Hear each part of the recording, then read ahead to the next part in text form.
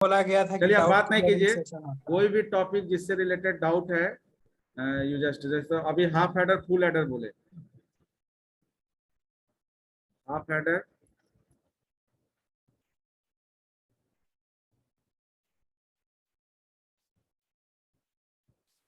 half adder full adder both the topic comes under adder circuit यानी ALU में जो adder circuit है वो adder circuit आपका 2 बिट और 3 बिट दोनों के लिए काम करता है। 2 बिट के लिए हाफ एडर और 3 बिट के लिए फुल एडर सर्किट हम लोग डिजाइन करते हैं। अब ये जो हाफ एडर है बेसिकली कोई भी, हाँ बोलिए। सर मेरा एक छोटा सा क्वेश्चन है, के मैप जो बनाते हैं उसमें कभी भी एग्जामिनर ऐसा वैल्यू नहीं देगा जिसका पेयर बने ही नहीं। क्यों नहीं दे सकता है? सर अगर मान लीजिए वैल्यू दे देगा 3 और 5 का। क्वेश्चन बोलो। सर के मैप का वो 3 वेरिएबल का नहीं ना, 2 वेरिएबल का। A comma B is equal to summation of 3,5। 5 कहाँ से हो जाएगा उसमें? सर क्यों? 3 भी नहीं होगा अगर 3 वेरिएबल है। Yes sir. 2 वेरिएबल है। यस सर, 3 वेरिएबल है।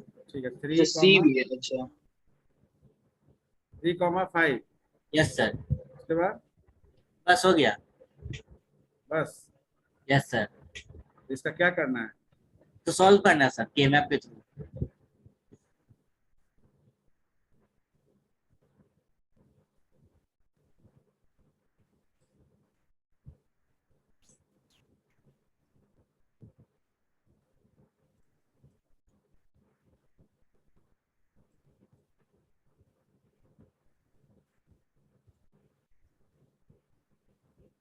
0 1 2 3 that means this 4 5। तो इस केस में डायगोनल पेयर नहीं बनता है, तो इस केस में आपका जो है f is equal to A bar B C plus A B C, ठीक है ना? ये आपका है, इसमें ए बी बार सी ना सर? अच्छा हाँ A B bar C. Now there is no pair, no quad, no octet is there. So whatever mean term you have, that mean term is used in the expression, and no reduction take place. So there is no reduction takes place in this particular case because pairing quad किसी भी तरह का combination हम mean term का नहीं बना पा रहे। तो एसओपी में तो ये होगा, लेकिन जब ये मीन टर्म ये दिया हुआ है तो क्लियर है कि आपका जो मैक्स टर्म होगा निकल जाएगा। रेस्ट ऑफ द बिट है वो सब आपका मैक्स टर्म ही है। यस सर, वो निकल जाएगा। ठीक है ना? तो पीओएस आप निकाल सकते हैं, एसओपी में यही एक्सप्रेशन रह जाएगा। दूसरा कि अगर कोई मीन टर्म आपका पेयर में पार्टिसिपेट नहीं होता है उसको भी कंसीडर करना है। अभी क्या कर रहे हैं हम लोग, पेयर बना रहे हैं, क्वाड बना रहे हैं, ऑक्टेट बना रहे हैं, लेकिन ऐसा कोई सेल रहा जो अकेले है, ना उसमें पेयर बन सकता है ना क्वाड बन सकता है या octet, still that min term is used in the expression, so you have to consider that cell also, that min term also। जो किसी तरह का पेयर, ऐसा नहीं कि पेयर जिसका बना दिए उसको सेल में, इसको एक्सप्रेशन में ले लिए, और जिससे पेयर या क्वाड या ऑक्टेट नहीं बन रहा, अकेले सेल पड़ा रह गया तो उसको छोड़ दिए। तो you have to consider that cell also which is not utilized or it is not used to combine or make pair, quad or octet। तो यहाँ उसी तरह से हो रहा है। वाला क्वेश्चन का यही है ना सर जो लिखे हैं, f इक्वल टू वही होगा ना? हाँ, f equal to A bar B C, यानी जिस सेल में ये जो आपका पर्टिकुलर सेल है, यहाँ जो ये जो पर्टिकुलर सेल है इसका ए बार बी सी हो जाएगा, और ये जो सेल है सर ये इसका आगे सॉल्व भी तो नहीं हो पाएगा? अब कहाँ से सॉल्व हो पाएगा ये?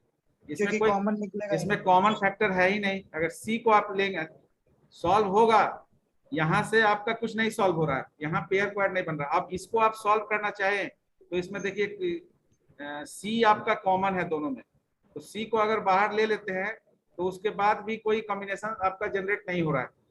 सी को बाहर लेने से A bar B plus A B bar होगा, इतना ही होगा, इससे ज्यादा कुछ नहीं होगा फर्दर। तो आप सी को साथ में रखें या अलग कर दें, आपका ब्रेकअप नहीं हो रहा है, एक्सप्रेशन वही रह जा रहा है। हाँ इसलिए वही सही है।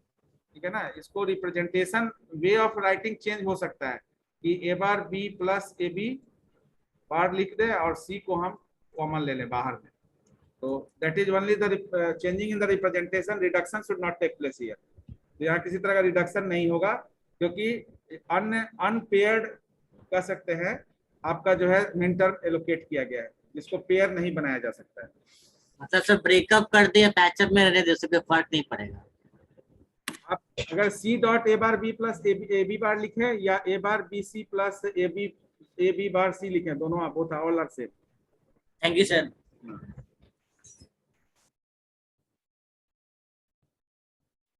तो half adder basically 2 bit adding के लिए, और सर ये एक चीज सर, उसमें एक चीज और पूछना था, जो आप सर मैक्स टर्म जो लिखे हैं सर, उसको भी सॉल्व करना पड़ेगा क्या सर? अब ये क्वेश्चन जो में बच गया- अगर क्वेश्चन में दिया हुआ है कि फाइंड द रिड्यूस एक्सप्रेशन, तो रिड्यूस एक्सप्रेशन में एसओपी और पीओएस दोनों, क्योंकि हमारा जो कैनोनिकल एक्सप्रेशन दो फॉर्म में रिप्रेजेंट होता है, एसओपी और पीओएस। तो अगर क्वेश्चन में केवल दिया हुआ है कि रिड्यूस एक्सप्रेशन लिखिए या मिनिमल एक्सप्रेशन लिखिए, तो एसओपी या पीओएस दोनों देना होगा। तो सर दोनों के लिए सर अलग अलग शेल बनाना पड़ेगा? बिल्कुल, एक ही में नहीं डालना है, एक पहले एसओपी से सॉल्व करिएगा, उसके बाद सर दूसरा। समझ गए, कल बर्नवाल बहुत रात में समझाया हमको, समझ। तो हाफ एडर में 2 बिट, फुल एडर 3 बिट के लिए है। अब एक्चुअली यहाँ पर कोई भी एडिशन जब जैसे परफॉर्म करते हैं, तो ए और बी यहाँ 2 ऑपरेंड है, तो ए को यहाँ पर जो है ऑगेंड बिट और बी को एडेंड बिट हम लोग बोलते हैं, एडेंड बिट। तो यहाँ पर ए और बी के साथ एक कैरी बिट भी जनरेट हो जाता है। 3 बिट में carry is the third bit, यानी कि carry bit is included as a third bit of the particular addition operation. तो ए और बी को अगर हम यूज करते हैं एज एन इनपुट, तो यहाँ पर 2 तरह का रिजल्ट आउटपुट क्रिएट होता है, एक सम के फॉर्म में और एक कैरी के फॉर्म में। ये आपका इनपुट सेक्शन है, ये आपका आउटपुट सेक्शन है। तो अकॉर्डिंग टू जैसे लॉजिक गेट हम लोग डिस्कस किए थे, तो अगर नंबर ऑफ इनपुट 2 होता है तो 4 कॉम्बिनेशन बनता है आपका इनपुट रो का। तो उसके बेसिस पर ए और बी का 4 कॉम्बिनेशन बनेगा, 4 का हाफ 2 0 2 1, 2 का हाफ 0 1 0 1। अब सम और कैरी जो आपका 2 आउटपुट जनरेट हुआ, अगर रिजल्ट 1 बिट का होता है, सम करने पर अगर रिजल्ट 1 बिट का होता है तो वो आप सम में स्टोर करेंगे, कैरी बिट 0 रहेगा। अगर रिजल्ट 2 बिट का होता है, एडिशन के बाद अगर रिजल्ट 2 बिट का आया, तो लेफ्ट यानी कि लीस्ट सिग्निफिकेंट बिट जो राइट मोस्ट बिट है वो आपका स्टोर होगा सम के रूप में, और लेफ्ट मोस्ट यानी कि मोस्ट सिग्निफिकेंट बिट जो है वो कैरी हो जाएगा। तो जैसे 1 0 आया तो 0 आपका लीस्ट सिग्निफिकेंट है, और जो लेफ्ट राइट मोस्ट बीट होता है वो लीस्ट सिग्निफिकेंट होता है, लेफ्ट मोस्ट बीट होता है वो मोस्ट सिग्निफिकेंट होता है। तो 0 0 के केस में आपका रिजल्ट सिंगल बीट का आएगा, तो यहाँ कोई कैरी नहीं है। 0 1 में भी रिजल्ट 1, कोई कैरी नहीं है। 1 0 में भी कोई कैरी नहीं होगा, लेकिन 1 1 में 1 0 रिजल्ट आएगा। तो 1 0 में 0 यानी कि least significant bit is stored as sum and most significant bit is stored as carry. Now on the basis of this truth table, we observed that which types of gate is used to generate the circuit for the particular half adder. XOR and हाँ, तो सम और carry का output देखेंगे, तो sum का output जो है वो XOR गेट के आउटपुट से मैच करता है, और कैरी का आउटपुट जो है वो AND गेट। तो यहाँ से ये चीज आइडेंटिफाई हो जाता है कि XOR and AND, these are the 2 gates which is responsible for designing of half adder circuit, because the finalization of output is on the basis of these 2 gates, XOR and AND gate. So whenever you are drawing the particular logic circuit, then you just draw the logic circuit for some XOR circuit बनाएंगे, carry के लिए AND circuit बनाएंगे। ठीक है, तो XOR circuit आपको पता है ये आपका सम जनरेट कर रहा है, और AND सर्किट आपका जो है ये कैरी जनरेट कर रहा है। सम के लिए एक्सप्रेशन, तो चूंकि XOR गेट हैविंग 2 इनपुट के लिए, अगर ए बी आपका 2 इनपुट है तो A bar B A B बार, ये आपका एक्सप्रेशन होता है। या इसको हम लोग लिख सकते हैं ए एक्सक्लूसिव और बी, क्योंकि XOR गेट में अगर 2 इनपुट आप लेते हैं,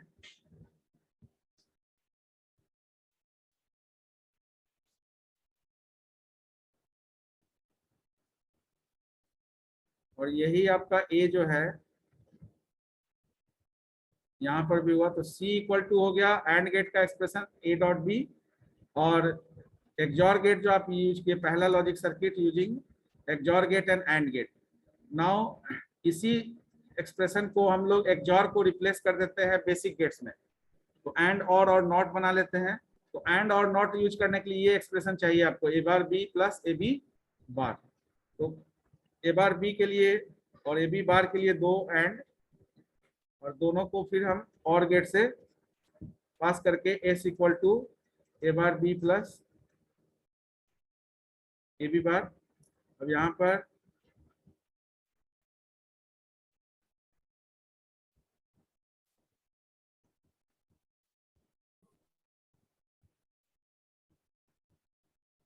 ए बार है तो ए बार नॉट गेट से होगा, ए बार बी, ये हो गया आपका ए बी बार, तो ए डायरेक्ट और बी नॉट से, और ए और बी।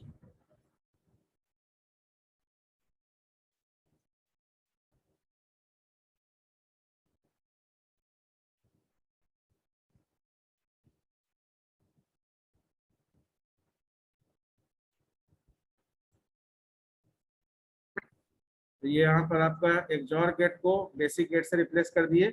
इसके बाद जो दो सर्किट हम लोग डिस्कस करते हैं नैंड और not, that is on the basis of the particular table।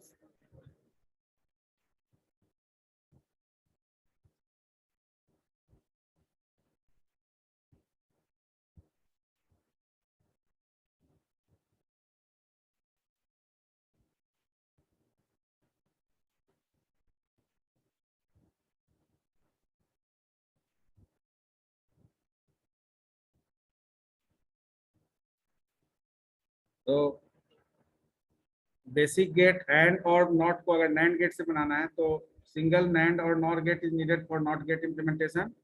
NAND gate is originated for AND gate, because NAND और नॉर दोनों में नॉट गेट इज कॉमन। तो जो अनकॉमन गेट है उसको डिजाइन करने के लिए 2 NAND gate is needed for designing AND gate and 3 NAND gate is needed for designing OR gate। Similarly यहाँ पर, so by the help of this you can replace all basic gates by the particular NAND as well as NOR gate। Now in case of full adder जो है 3 bit operation होगा and there is A plus B plus carry in, यानी C in there is a 3 input. तो यहाँ पर 2 input है और यहाँ पर 3 इनपुट कॉम्बिनेशन आपको लेना है। तो 3 इनपुट में ए बी सी इन जैसा आप ट्रुथ टेबल बनाते हैं वो वैसा ही बनाते हैं जो 3 इनपुट लॉजिक गेट का है। तो 3 इनपुट लॉजिक गेट में जो कॉम्बिनेशन बनाते हैं, फर्स्ट कॉलम के लिए 4 4 4 0 4 1, सेकंड कॉलम के लिए हाफ ऑफ 4 2 0 2 1, और थर्ड कॉलम के लिए 0 1। तो ए बी सी इन जो 3 इनपुट है वो 3 इनपुट का कॉम्बिनेशन जो है वो आप जैसे ट्रुथ टेबल बनाते हैं उसी तरह से लेंगे। यहाँ क्या है कि अब आपका आउटपुट जो सेक्शन है इसमें सम और एक कैरी आउट आपका जो जनरेट होगा। इनपुट सेक्शन में हो गया आपका ए बी और कैरी इन,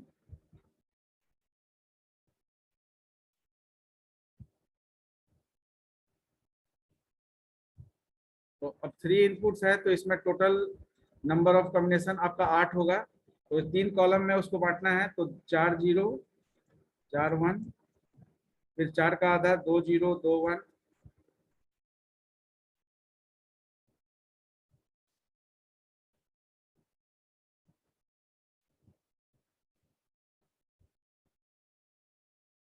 फिर 2 0 2 1।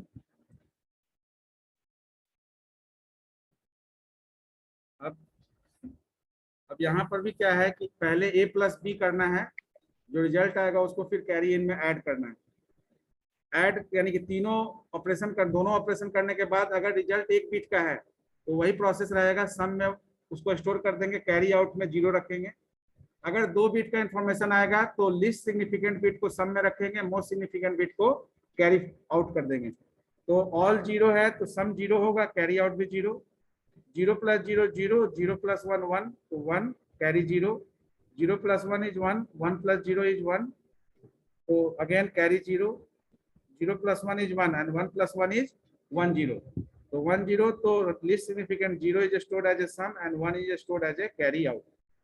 1 0 plus 1, so again 1 0, 1 plus 0 1 हो गया, 1 minus 1 1 plus 1 is 1 0, तो 0 1 1 1 1 0 plus 0 1 0, तो 0 1, और ट्रिपल 1 है तो 1 plus 1 1 0 और 1 0 plus 1 is 1 1, तो 1 1.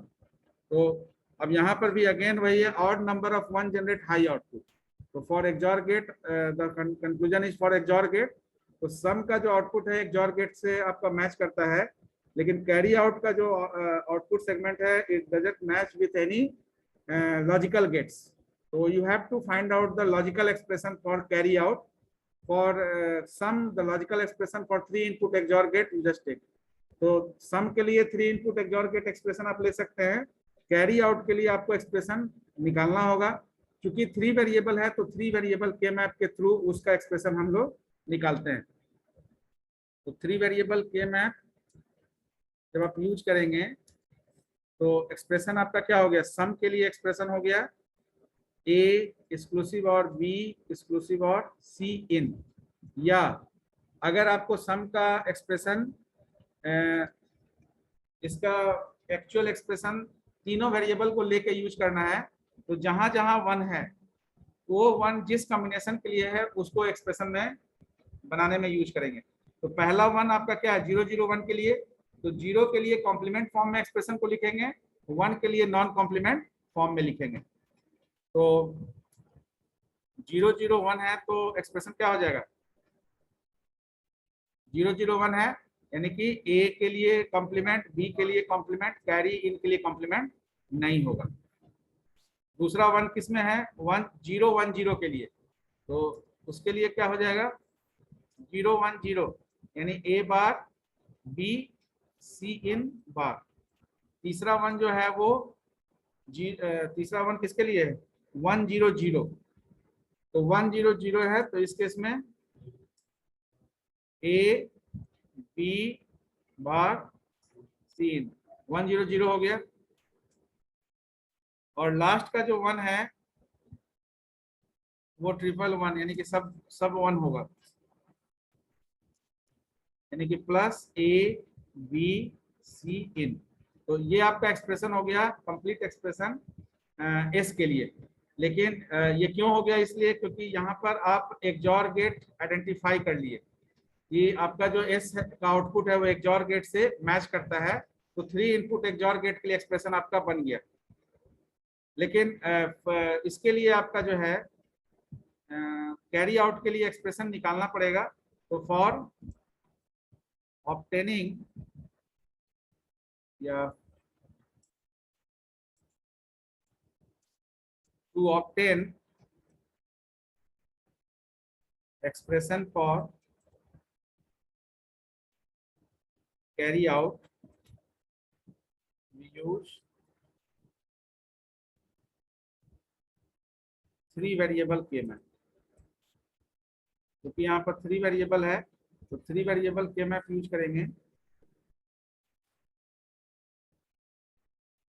तो ए बी सी इन,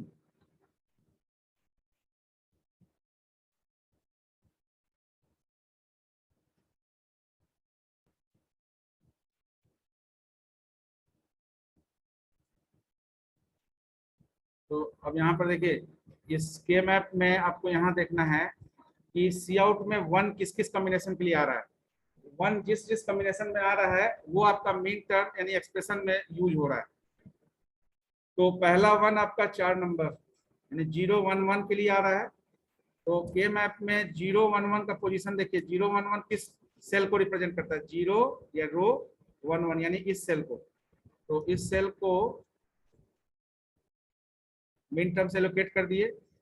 फिर दूसरा 1 इसमें है वो 1 0 1 के लिए है। तो 1 0 1 के लिए अगेन 1 0 1 दिस वन, देन तीसरा वन जो है 110 के लिए है, तो तीसरा वन 110 यानी कि 110 दिस वन, और लास्ट का वन है ऑल वन ये।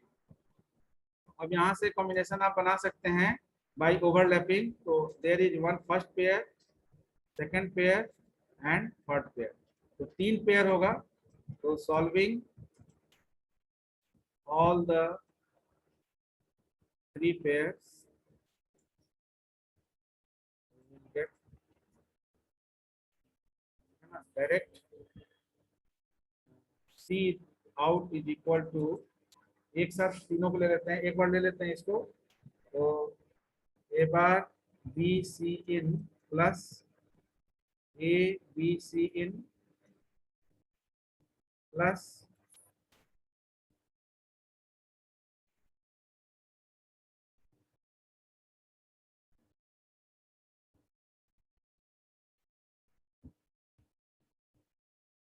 और दूसरा पेयर इसको ले लेते हैं A B bar C in plus again A B C in, और तीसरा पेयर ले लेते हैं ये दोनों को, तो A B C in bar plus A B C in, तो इन दोनों में कॉमन हो गया आपका B C in, A bar plus A, और इन दोनों में कॉमन हो गया आपका A C in, B bar plus B, और इन दोनों में कॉमन हो गया A B, तो C in bar plus C in। Finally क्या हो गया, S is equal to A exclusive or B exclusive or C in, and carry out is equal to, direct लिख दीजिए यहाँ पर, कैरी आउट हो गया BC in, AC in और AB, BC in, AC in plus AB। अब ये तो आपका इसके लिए तो फिक्स है कि एक XOR गेट आपको लेना है, इसके लिए आपको 3 AND गेट यूज करना है। तो XOR गेट का डायरेक्ट जब लॉजिकल सिंबल बनाएंगे तो लॉजिक सर्किट, तो पहला तो XOR गेट आप ले लेंगे S के लिए, जिसमें A B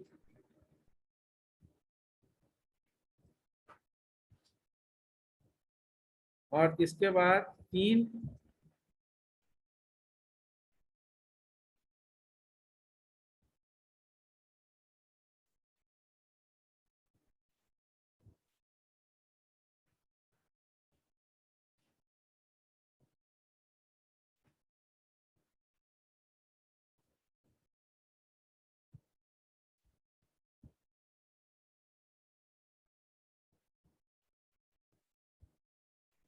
तो BC in है, तो B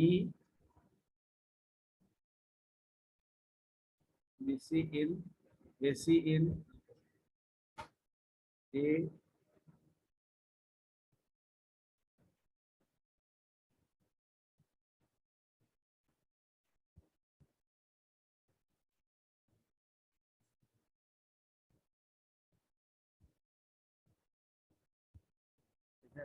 अब इसी के बेसिस पर आप XOR गेट को रिप्लेस कर सकते हैं बेसिक गेट से, तो दूसरा सर्किट आपका बेसिक गेट से होगा एंड नेक्स्ट NAND और NOR गेट से होगा। Now any other topic? तो एक बार हैमिंग कोड का बताइए ना, उसका फॉर्मूला कैसे याद करेंगे, रटना पड़ेगा C1 C2 और C4 का। C1 C2 C4 का फॉर्मूला आपको है ना, मतलब जैसे कैसे बताया, जैसे मतलब 7 बिट हैमिंग कोड दिया हुआ है, H1 H2 H3 H7 C4 sir ये उसका बात कर रहा है, वो C1 का था ना H1 plus H3 plus H5 plus H7 और C2 equal to H3 plus H4, वो वाला याद करने के लिए बोल रहा था। वो आपको हैमिंग कोड एल्गोरिथम क्वेश्चन में नहीं दिए हैं, आपको सीधे अप्लाइड क्वेश्चन दिए, ठीक है ना। हाँ, तो अप्लाइड क्वेश्चन दिए तो सर उसके लिए फॉर्मूला है ना सर, बिना फॉर्मूला के कैसे तो उसके बीच में XOR लगाना पड़ता है। तो वो फॉर्मूला तो ये याद करना ही पड़ेगा, वो तो करना पड़ेगा। उसका कोई इसके लिए तो है C4 C2 C1 जो हैमिंग कोड जो जनरेट हुआ उसको तो देखना पड़ेगा। इस C4 C2 C1 के लिए तो आपको हम लोग बताए हैं कि आपका जो है उसको कैसे आपका C4 में कौन कौन रहता है, C2 में कौन कौन रहेगा, कौन कौन हैमिंग बीट रहेगा, वो तो हम लोग डिस्कस किए हैं ना। मिडिल, MSB, LSB और middle, most significant bit, least significant bit और मिडिल बिट के बेसिस पर हम लोग एनालाइज किए थे ना। हाँ सर किए थे। तो जैसे आपका कोई भी पर्टिकुलर वैल्यू है 4 है, तो अगर 4 लिख रहा है तो 100, तो ये 1 आपका वहां पर था ना कि 1 अगर हमारा मोस्ट सिग्निफिकेंट, तो ये आपका मोस्ट सिग्निफिकेंट बिट है, ये आपका LSB है और ये आपका मिडिल बिट। सर एक चीज बताइएगा, हाँ मतलब ये जैसे कि जो होता है sir 3 address instruction, 2 address instruction और 1 एड्रेस इंस्ट्रक्शन और 0 एड्रेस इंस्ट्रक्शन। तो सर एक में मतलब 1 एड्रेस में सर लोड और स्टोर होता है सर, पुश पॉप होता है सर 0 में, और मूव होता है सर 2 एड्रेस में, और 3 में सर मतलब ऐड, मतलब 3 में तो डायरेक्टली ऐड हो जाता है ना, जो अरिथमेटिक ऑपरेशन है वही हो जाता है ना। हाँ। तो सर मतलब 2 रजिस्टर ले सकते हैं कि नहीं, मतलब R1 और R2 ले सकते हैं कि नहीं सर? किसमें सेकंड से अगर कोई करेंगे, मान लीजिए कोई एक्सप्रेशन कोई बड़ा है, तो 2 रजिस्टर ले सकते हैं कि नहीं? मतलब एक में R1 में स्टोर करा लिए जैसे A + B, और फिर इसमें मतलब 3 एड्रेस 2 एड्रेस किसमें? 2 एड्रेस में सर। हाँ क्यों नहीं, 2 एड्रेस क्यों नहीं ले सकते? क्यों नहीं ले सकते? आप ऐसा स्टेटमेंट लिखते हैं ना, मूव R1, R2 ऐसा लिखते हैं। तो क्वेश्चन बता दीजिए ना, हम भी किए हैं सर, मतलब पता नहीं सही है कि गलत है, को मतलब क्वेश्चन में सही है। X = A + B × C + D है ना, अगर इसको 2 में लिखना होगा तो कैसे लिखेंगे? A + B × C + D। हाँ 2 में लिखना होगा तो यहाँ देखिए, एक रजिस्टर R1 में आप A + B को रख लीजिए, R2 में C + D को रख लीजिए। अब R1 R2 के बीच में मल्टीप्लिकेशन ऑपरेशन को कॉर्ड कर लीजिए, ठीक है। तो 2 एड्रेस के लिए हमारा जो इंस्ट्रक्शन है, 2 एड्रेस के लिए डेटा ट्रांसफर के लिए मूव यूज होता है। यहाँ पर 2 ऑपरेटर यूज हो रहा है, तो डेटा मैनिपुलेशन में आपका ऐड और मल्ट यूज हो रहा है, ठीक है ना। तो जब आप 2 एड्रेस इंस्ट्रक्शन लिखेंगे तो मूव का यूज करेंगे, तो मूव R1 A, बेसिकली यहाँ करेंगे क्या कि 2 रजिस्टर बना लेंगे, उसके बाद ऐड होगा। हाँ, तो R1 में A को भेज दिए, और इसके बाद R1 में जो डेटा है उसमें B को आप ऐड करना चाह रहे हैं, तो ALU के एडर सेक्शन में जो टेम्पोररी रजिस्टर में ये B आपका जाएगा, एडर सेक्शन में ऐड होकर फिर R1 को अपडेट कर देगा। तो 2 एड्रेस में हमारा जो पहला ऑपरेंड होता है वो रिजल्ट स्टोरेज एरिया भी होता है, तो R1 में ही हमारा रिजल्ट स्टोर होगा, और रिजल्ट कैसे आपका अपडेट होगा, तो B के वैल्यू से अपडेट होगा।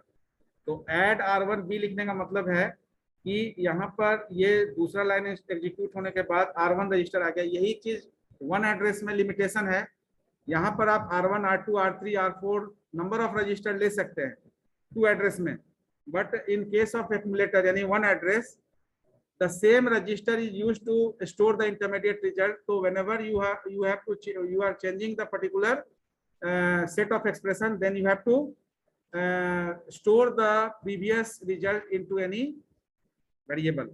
तो एक्यूमुलेटर रजिस्टर में अगर A + B आप रखें, C + D करना है, तो A + B को पहले स्टोर करेंगे कहीं किसी वेरिएबल में, तब C को लोड करेंगे, क्योंकि C को लोड करेंगे तो A + B डेटा आपका कोई भी वेरिएबल ले सकते हैं, कोई भी वेरिएबल जो एक्सप्रेशन में यूज नहीं हो रहा हो। 1 में एक्यूमुलेटर यूज होता है, और मतलब 0 में स्टैक, और 2 3 में रजिस्टर। एक मिनट, हाँ बोलिए।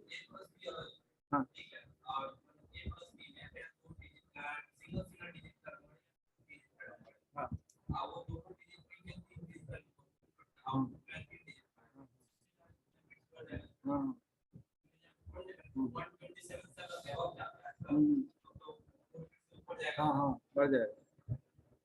तो यहाँ पर अब देखिए, यहाँ पर बेनिफिट ये हो गया कि R1 में आपका एक डेटा आ गया, तो आपको R1 को रिप्लेस नहीं करना पड़ा, दूसरा रजिस्टर में आप C + D को यूज कर लिए। ये चीज 1 एड्रेस में लिमिटेशन हो गया, तो 1 एड्रेस में आपको वहाँ डेटा को कहीं ना कहीं होल्ड करके स्टोर करके रखना पड़ा। बाकी C + D के लिए भी वही करेंगे, R2 C एड R2D और फाइनली मल्ट। यहाँ पर आप दोनों यूज कर लेंगे ना R1 R2। अब यहाँ आपको तय करना है कि रिजल्ट R1 में रखना है या R2 में रखना है। तो अब यहाँ पर मल्ट R1, R2 लिखेंगे तो R1 में रिजल्ट स्टोर होगा, R2, R1 लिखेंगे तो बोथ आर करेक्ट, दोनों सही है, क्योंकि मल्टीप्लीकेशन में कम्यूटेटिव लॉ लगता है। तो A plus B into C plus D करिए या C plus D into A plus B, both gives you the same result. तो यहाँ पर R1, R2 या R2, R1 दोनों करेक्ट है। अगर दोनों लिखते हैं दोनों करेक्ट है, लेकिन दोनों में डिफरेंस क्या होगा, यहाँ पर आपका रिजल्ट R1 में स्टोर हो रहा है, R1 स्टोर्स द रिजल्ट, और यहाँ पर आपका जो है R2 में आपका रिजल्ट स्टोर हो, तो R2 स्टोर्स द रिजल्ट। तो ये डिपेंड करेगा कि आप इंस्ट्रक्शन क्या लिख रहे हैं। तो अगर R1 लिख रहे हैं तो X में आपको मूव करना होगा R1 को, अगर R2 लिख रहे हैं तो X में आपको मूव करना होगा R2 को, ठीक है ना। ये लाइन ऑफ कोड आपको इस लाइन ऑफ कोड के हिसाब से चेंज कर लेना होगा। क्लियर? सर ऐसे लिखना होगा, ये जो आप लिखे मूव R1A एड R1B ऐसे लिखना है? तो कैसे लिखिएगा? सर आप कुछ दूसरा नहीं लिखाए थे? मैंने ये जो लास्ट में जो मल्ट किया हुआ है ना, इसके लिए ऑप्शन बता दिए, आप दोनों में से कोई एक ही करिएगा, या तो इस सेक्शन को यूज करिएगा या तो इस सेक्शन को, क्योंकि इस दोनों में डिफरेंस क्या है कि आप पहला जो ऑपरेंड बना रहे हैं वो आपका रिजल्ट स्टोरेज एरिया है। तो अगर R1 को पहला ऑपरेंड बना रहे हैं तो आपका R1 में रिजल्ट स्टोर हो रहा है, R2 को बना रहे हैं तो R2 में रिजल्ट स्टोर हो रहा है। समझ गया sir.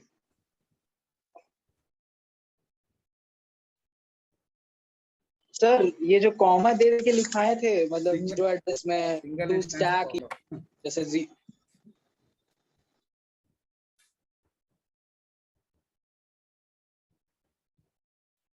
Sir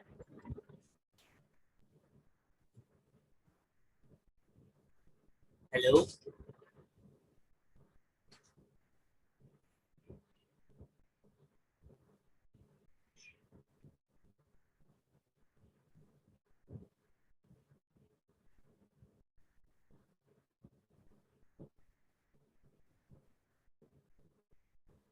hello sir. Any other question? Yes sir. Sir यहाँ जैसे टू एड्रेस आप बताए हैं, इसमें जैसे बताए थे वैसे ही है। आवाज काहे कम हो गया है? सर जैसे बताए थे वैसे ही है, बट एक चीज कंफ्यूज हो रहा है ना, मतलब देखिएगा तो जैसे कि सर आप जैसे ये लिखा है ना टू स्टैक MAMB, ये लिखने का जरूरत है कि डायरेक्टली लिख देंगे push A push B push C? तो ज्वाइन किए हैं?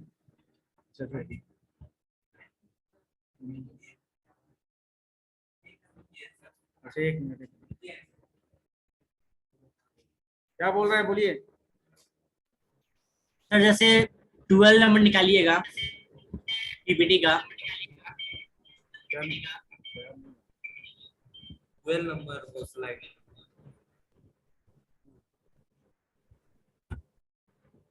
कनेक्ट कर लो। सर यहाँ पर जो लिखे हैं एड R1B, इसमें अगर थर्ड कॉलम में लिखेंगे। हेलो हेलो,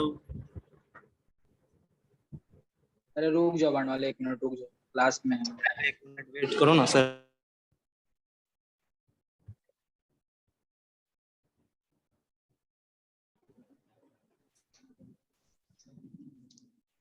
बोलिए। सर आप एक अपना माइक हटा लीजिए।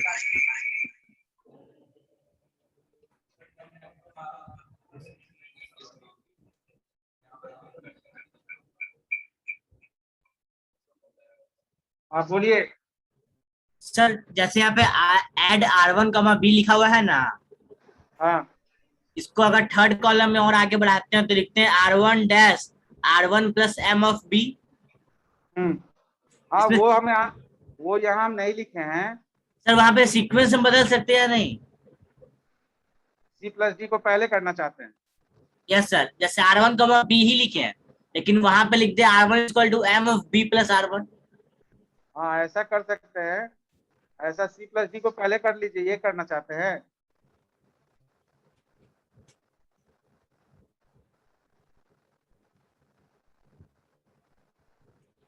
सर इसी को एक मिनट सर एनोटेट कर देते हैं।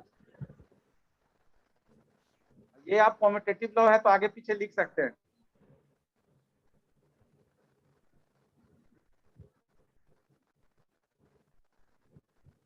एक मिनट रुक जाओ, इसको लिख ले तब। हाँ ठीक, हाँ बताइए।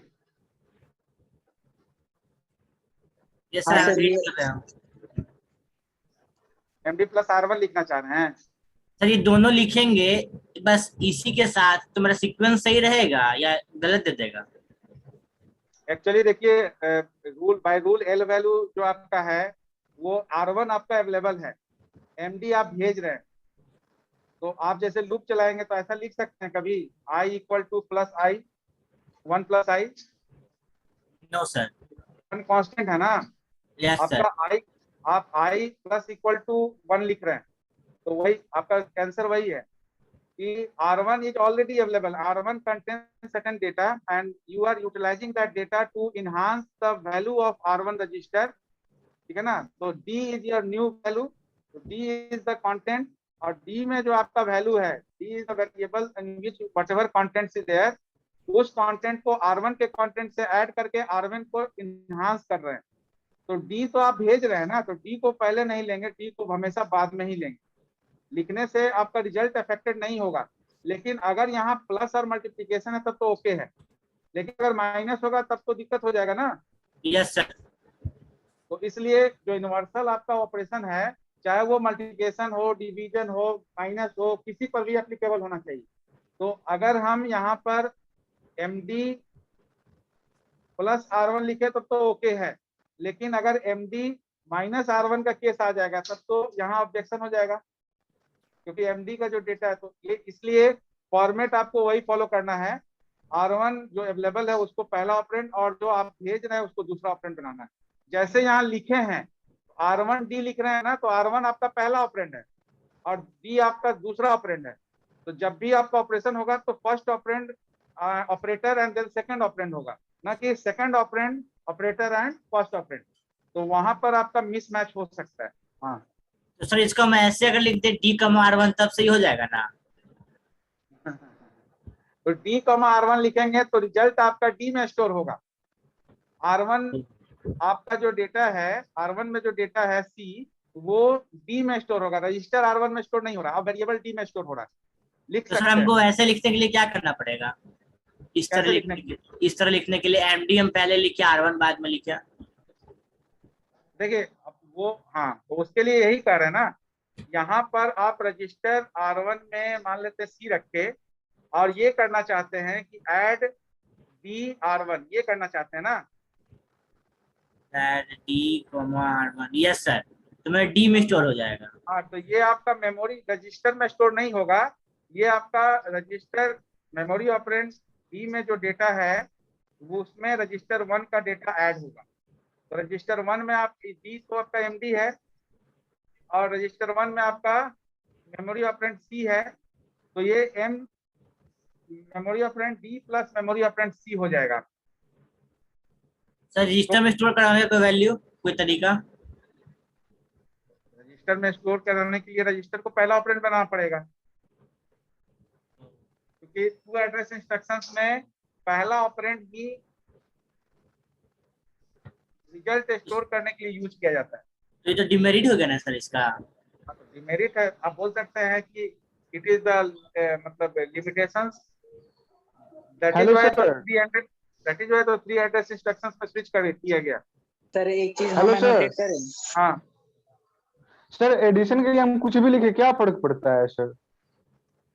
हाँ, एडिशन के लिए फर्क नहीं पड़ता है, लेकिन जो आप प्रोसीजर लिखेंगे ना, प्रोसीजर आपका जो है उसमें ऑपरेटर अगर चेंज होगा तब दिक्कत होगा। खाली एडिशन के लिए कोई दिक्कत नहीं होगा ना? एडिशन मल्टीप्लिकेशन के कोई दिक्कत नहीं होगा, वो तो पहले भी हम बता रहे हैं। हाँ राहुल बरनवाल, कर सकते हो तुम। सर ये मतलब लिखना जरूरी है, ये वाला जहाँ पे आप एनोटेट किए हो उसको? ये समरी, यस सर। नहीं, ये लिख देते हैं तो ये आपका एक्सप्रेशन क्लियर हो जाता है, कंपलसरी नहीं होता लिखना। आप जो इंस्ट्रक्शन लिख रहे हैं उतना ही काफी है। नहीं भी लिखेंगे तो काम चलेगा ना सर? हम नंबर नहीं काटेंगे अगर आता है तो, है ओके ना? सर। नहीं लिखेंगे, लेकिन अगर एक्सटर्नल एग्जामिनेशन में आता है तो समरी लिख देना, लिखना जरूरी है। लिखने से क्या होगा कि आप total okay sir, clarification okay दे सर, रहे हैं समझ गए। कि जो स्टेटमेंट आप लिख रहे हैं वो क्यों लिख रहे हैं, या लिखने के बाद आपका क्या इफेक्ट आ रहा है system. Any other doubts? Sir एक नहीं छोटा सा सर। डाउट है, टॉपिक से हाँ। हट के। हाँ बोलिए। सर जो इंटरनल एग्जाम होगा उसमें पासिंग मार्क्स कितना है? पासिंग मार्क्स आपका 40% तो एबव होना ही चाहिए। 40% मिनिमम, 40% पासिंग मार्क्स है। 30% होता है ना सर, 40 33%। राहुल बर्नवाल, तुम्हारे मुंह से ऐसे सवाल अच्छा नहीं का लगता बात है। नहीं कर रहे हैं। अरे भाई एग्जाम में जैसे 60 मार्क्स का एग्जाम होता है तो कितना 40% तो कम से कम होना ही चाहिए, 24 नंबर। हाँ हाँ ऐसा सर, ही है एग्जाम तो में भी 60 में 24 पे पास है। जो रूल है वही है। वैसे 60 में 24 यूनिवर्सिटी का एग्जाम होगा कि नहीं सर? अभी तक कोई नोटिफिकेशन नहीं आएगा तो पता चलेगा। I think that there is no doubt. Yes sir.